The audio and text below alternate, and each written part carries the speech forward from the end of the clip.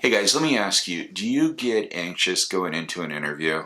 Let me share with you a story that happened earlier this week with one of my clients. So if you are new here, my name is Bill Benoist. I'm a certified professional career coach in Silicon Valley. And in this video, I want to talk about the way one of my clients recently approached an interview. So this individual, he had worked as a software engineer, a senior software engineer for the past almost 20 years for the same company. He was approaching 60, but he was a very youthful individual, really super nice and just fun to talk with. But he was very concerned about interviewing, and I guess that's natural. I mean, if you think about it, the Bureau of Labor Statistics, they tell us that the average tenure in a job is about 4.6 years. If you're over the age of 45, it's a little bit over 7.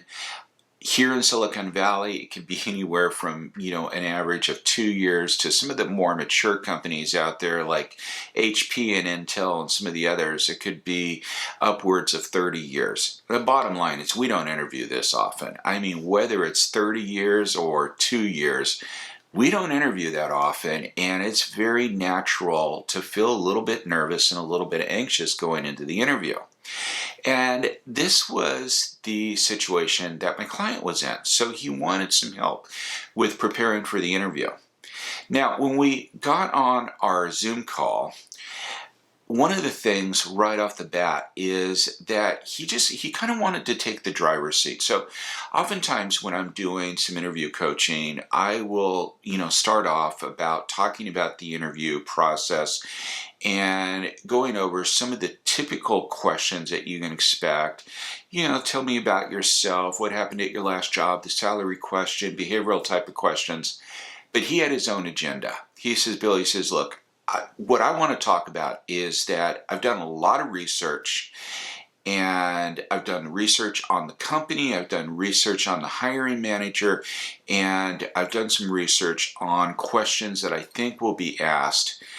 And he sent me the job description. This was so cool because I get the job description and it is just highlighted in yellow various, what I would say, responsibilities or what they were looking for. And he was really narrowing this down.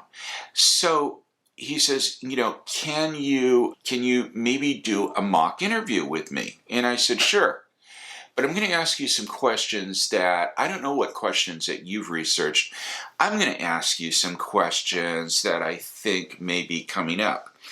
So, for example, I asked him, so imagine I'm the hiring manager and I ask you about an example of a complex problem that you analyzed and how you came up with a solution and evaluated the results.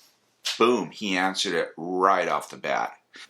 Asked him about how he can communicate the solutions to partners who might not quite understand the process, or maybe even they disagreed with him. How would he convince these partners?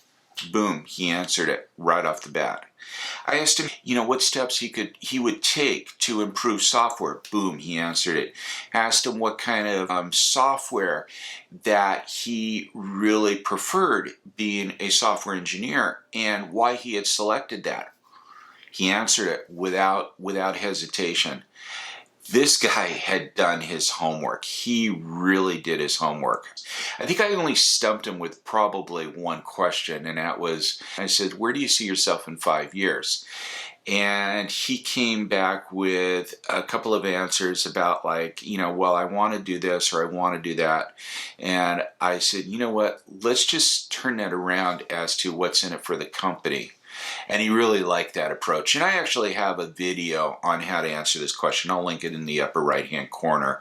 But to move on, the point that I'm making is that this research really helped him a lot.